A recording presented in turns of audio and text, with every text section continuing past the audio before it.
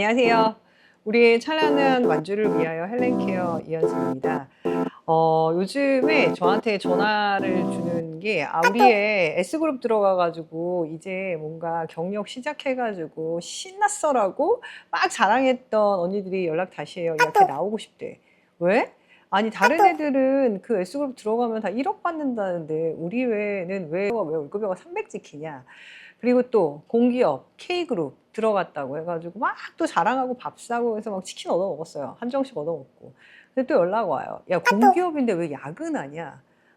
또 있죠. 얼마 전에 또 전화 온 언니는 그 꿈의 그룹 외국계 그 소비재 회사를 들어갔다고 또 밥을 한번 샀어요. 거하게.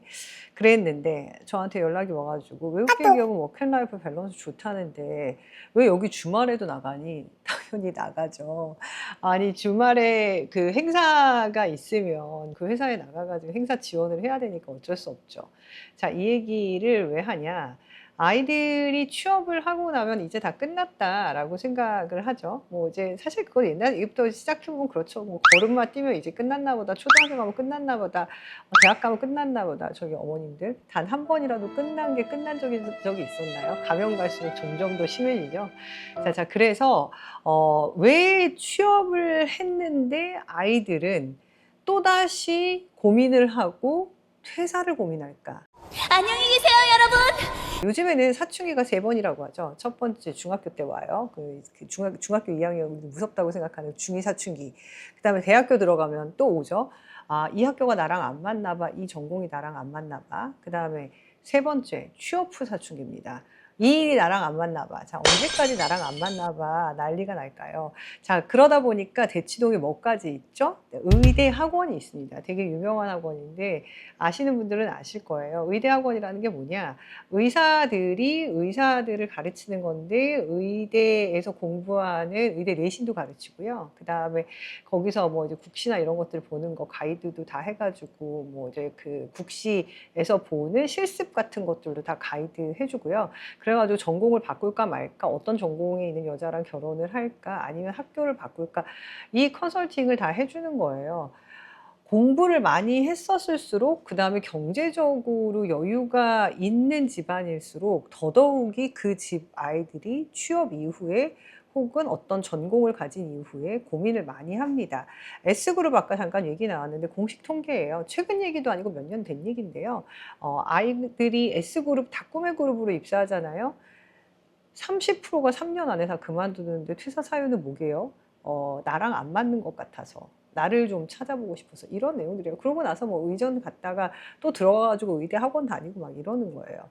자, 그러면 이걸 바라보고 있는 엄마들은 마음이 타들어가죠. 언제까지 이놈의 사춘기 중학교 2학년 때 귀엽긴 했죠. 대학 들어가가지고 고민하는 거, 근데 유학을 보내야 되나, 뭐 아직 그 휴학을 해야 되나. 취업 이후에 사춘기, 이거 오면 도대체 어떻게 해야 되냐고요. 이제 나이가 30이 다 돼가는 나이일 수도 있어요, 남자애들의 경우에는. 자, 사춘기가 왜 오는지부터 우리가 짚어봐야 되겠죠. 바로 정보의 괴리, 그러니까 정보가 서로 다른 데서 오는 겁니다. 좀 어려운 얘기니까 쉽게 풀어볼까요? 의대 가면 돈 잘 번다. 그리고 컴퓨터 사이언스 뭐 2020년대 초반 정도 됐죠. 그때 컴퓨터 사이언스 전공하고 나오면은 뭐 다 억대 연봉에서 시작한다 이런 얘기들이 있었고, 뭐 외국계 기업 들어가면 다 어떻게 됐죠? 다 워크라이프 밸런스가 좋다고 그래가지고 뭐 여행 가고 막 1년에 뭐 3분의 1을 뭐 여행을 간다 난리였죠. 이거 말도 안 돼요. 다 옛날 말이고요. 반은 거짓말이고 반은 허풍이라고 해야 되나? 의사들은 제가 다른 영상에서도 여러 번 말씀드렸지만 기대소득은 점점 떨어지고 있어요. 데이터 기반으로 보면 20년 전의 의사 연봉이나 지금 현재 의사 연봉이랑 똑같습니다. 그리고 컴사, 얼마 전에 나왔었죠. 그 미국 연방준비위원회에서 발표한 미취업률, 그러니까 취업 못한 확률이 철학과보다 컴사가 더 취업을 못했어요. 우리가 그렇게 무시했었던 문과의 철학과가 최하였는데 철학과보다도 그 취업을 못한 과가 컴사였습니다. 대기업 복지 되게 좋다? 뭐 이것도 안 잘리고 붙어 있을 때 얘기인데 지금처럼 구조조정이 뭐 일상이 된 상황에서는 뭐 글쎄요. 그 얘기도 옛날 말이라고 봐도 무방하겠죠. 엊그제 제가 그 동네에서 그 30년 차 외국계 제약회사 임원분하고 만나가지고 밥을 먹었는데 그분이 저한테 뭐라 그랬게요. 워크라이프 밸런스가 외국계 기업이 좋다고 하던데 나도 그런 회사 한번 다녀왔으면 좋겠다. 30년 동안 계속 외국계 기업만 다녔는데 그 임원이 하는 얘기예요. 왜 이런 얘기들이 나오느냐? 자, 외국계 기업에 다니는 사람, 뭐, 그 다음에 의사라고 해서 돈 잘 번다고 하는 사람, 공공기업이나 꿈의 직장이라고 하는 회사를 다녔던 사람들이 나와서 자기들이 돈 되게 많이 번다고 얘기하고, 그 다음에 되게 잘 나간다고 얘기하잖아요. 여러분이 혹시 다니고 있는 줄 막 서야 되는 병원의 병원장이 나와서 혹시 그런 얘기를 할까요? 기업의 경우는 더 심하죠. 기업에서 소위 되게 키탤런트라고 하는 사람들은 회사 내규 때문에 회사에서 회사 홍보를 목적으로 하는 영상을 제외하고는 유퀴즈 같은 데 나갈 수가 없어요. 한마디로 공중파 뭐 대표적으로 일반인들 나오는 데가 유퀴즈니까 제가 그 프로그램 기준으로 얘기해 볼까요? 거기 나오시는 분들이 프리랜서가 아니라면은 소위 그들이 속해 있는 집단에서 인정받는 사람들이 그 유퀴즈에 나와서 그렇게 얘기하기가 되게 어렵습니다. 안 그런 분들이 예외가 있긴 하겠지만 대부분 본인이 소속되어 있는 집단 안에서 소위 잘 나가는 키퍼슨이라고 하는 사람들이 공공의 장에 나와서 유튜브가 됐든 공중파가 됐든 뭐가 됐든 본인의 연봉이 어떻다, 본인이 되게 잘 나간다 이런 얘기하기 되게 어려운데 아이들이 취업을 결정할 때 정보 1차적으로 어디서 얻나요? 그런 정보의 장에서 얻죠. 소위 공개 데이터라고 하는 곳이죠. 그래서 나와서 우리 직업이 지금 이렇다 저렇다 얼마 번다라고 하는 공개 데이터를 중심으로 일단 1차적으로 조사를 하죠. 그 다음에 정보 어디서 얻죠? 대면에서 얻죠. 대면으로 대표적인 게 학교 선배예요. 우리 아이가 스포츠 마케팅을 하고 싶어 해요. 그런 스포츠 마케팅을 하고 있다라고 하는 선배가 와요. 스포츠 마케팅을 하고 있는 마케터인지 마케팅을 보조하는 사람인지 그 회사에서 홍보를 하는 사람인지 그 회사에서 통계만 내는 사람인지 알 수가 없거든요. 근데 스포츠 마케터라고 해서 옵니다. 그리고 우리 아이는 그 회사에서 홍보를 하고 싶은 사람일 수도 있어요. 한마디로 선배라고 해봐야 학교에 오는 사람 대부분 경력 한 5년 차 왔다 갔다 할 거예요. 그럼 그 친구가 와서 얘기하는 본인 얘기를 듣고 아이들은 직접 정보다라고 생각하고 아, 그 선배가 그러는데 그 회사 되게 좋대. 나 스포츠 마케팅 할래. 라고 두루뭉실하게 결정을 하거든요. 공개된 정보들은 심지어 거짓이거나 허풍일 가능성이 큰데, 그리고 직접적으로 거기서 일하고 있는 사람 중 소위 키퍼슨이 하는 얘기도 아닌데, 아이가 직접 정보를 들었다라고 하는 아이는 또 자기 아이랑은 조금 멀리 떨어져 있는 사람일 수 있어요. 그런 얘기들을 두루 듣고 결정을 해요. 가끔가다 진로 컨설팅을 뭐 받았다라고 하시는 분들도 있고, 혹은 뭐 아빠 친구 누구가 거기 있어서 이렇게 얘기하시는 경우들이 있거든요. 아빠 친구 누군가는 우리 아이에게 절대 컨설팅을 해줄 수가 없어요. 아빠 친구 누군가는 PPT랑 PDF도 구분 못할 수 있고요. 제미나이를 써서 프롬프터를 만들어서 일을 시키는, 즉 대리님 멸명할 일을 AI에게 시키는 거 못하실 수 있어요. 적어도 코파일럿을 쓰는 게 익숙한 정도의 사람이 결정을 내리는 걸 우리 아이에게 정보라고 줘야 되는데, 정리하면 그거예요. 아이들에게 정보의 괴리는 왜 생길까? 받지 말아야 될 정보를 받지 말아야 될 사람으로부터 받았기 때문에 정보의 괴리가 생긴 상태에서 입사를 하게 되는 거고, 자, 이 영상 보고 계시는 어머님들 직장 생활 얼마나 해보셨어요?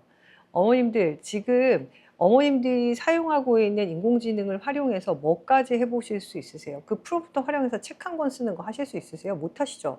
그런데 아이에게 어떻게 진로에 대해서 컨설팅을 하나요? 아이에게 어떻게 그 직업이 좋은 직업이라고 얘기할 수가 있나요? 커리어 컨설팅 하신다는 분들 그 직업에서 일해봤나요? 관련된 직접적 데이터 있나요? 없잖아요.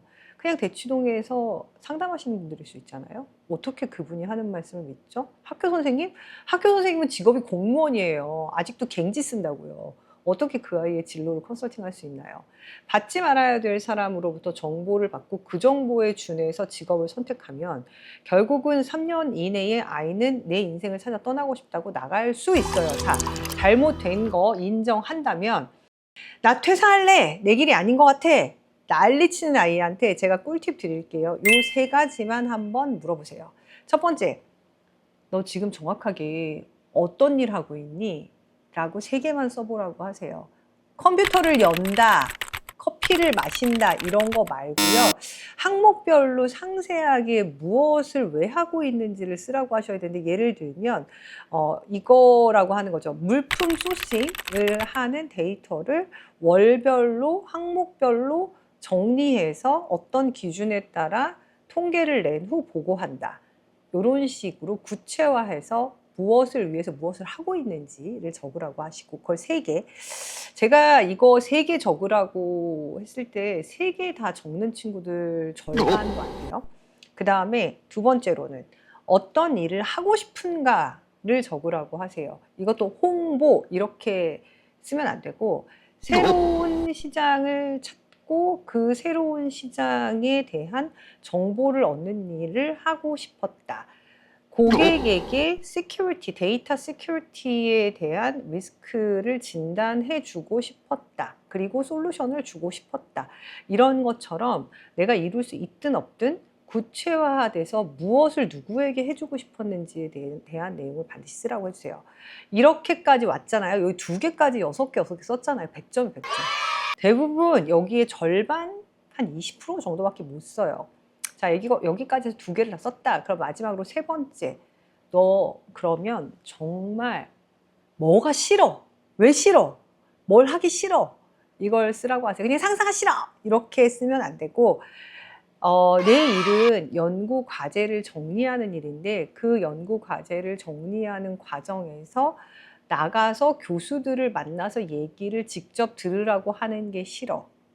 라고 하는 아주 구체화된 내용으로 내가 하는 일 중 뭐가 싫어를 쓰라고 하세요. 이것도 세 개 쓰라고 하세요. 아이가 이걸 다 써서 낼 수 있잖아요. 그러면 가능성이 되게 있는 거예요. 뭐에 대한 가능성이 있냐면, 퇴사할래? 라고 할 때 남아서 상황을 고치든 아니면 퇴사를 해서 자기에게 맞는 직업을 찾아가거나 공부를 좀 더 하든 개선의 여지가 있다는 거예요. 근데 이 세 가지를 쓰지 못하는 상황이다. 그럼 사실 이거는 다른 영상에서 제가 다시 다뤄야 될 문제입니다. 근데 사실 안타깝게도 이 세 가지에 대해서 질문을 답을 다 쓰는 친구들, 글쎄요, 한 20% 미만이었던 것 같아요. 그리고 더 큰 문제는 뭐냐?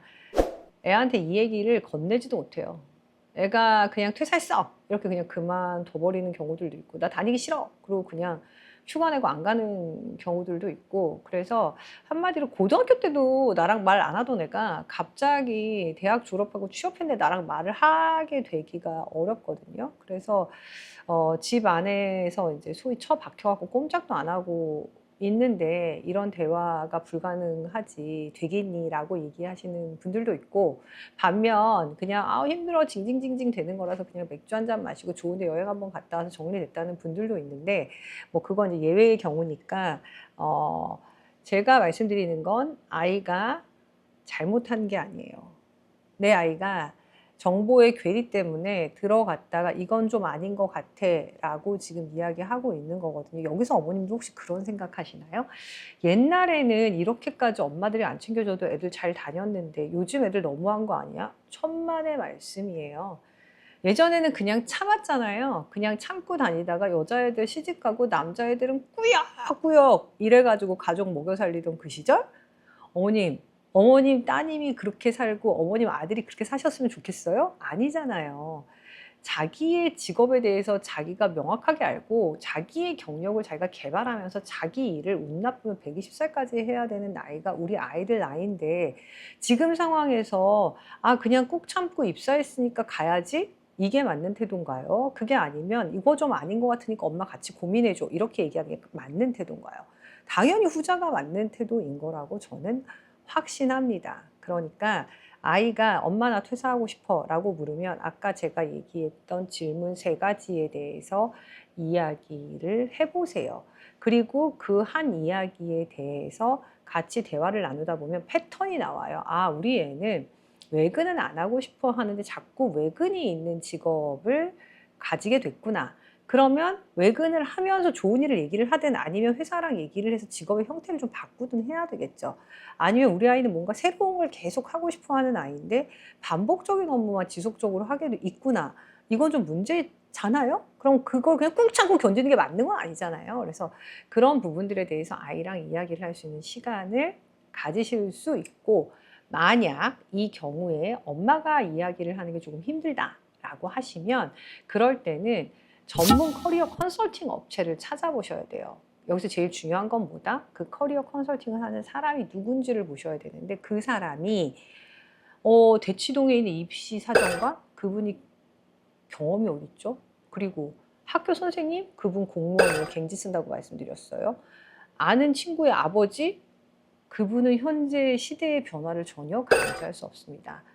아이가 가고 싶어 하는 방향으로 뭔가 경험을 한 컨설턴트가 있는 직접적인 컨설팅 업체, 진로 컨설팅 업체 찾아서 그 컨설팅 업체랑 얘기를 해보시는 것도 방법입니다. 물론 그 전에 아이와 아까 세 가지 질문 가지고 이야기 깊게 나눠보시기 바라겠습니다.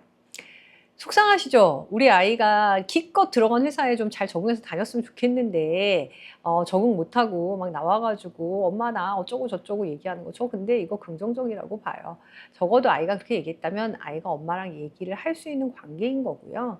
그리고 아이가 자기 직업에 대해서 깊게 고민하는 아이인 거예요. 너 왜 저저 이러시지 마시고 우리 아이와 대화 나누면서 아이의 경력에 대해서 함께 케어해 가자고요. 네, 오늘도 헬렌케어의 이현승이었습니다. 다음에 또 뵙겠습니다.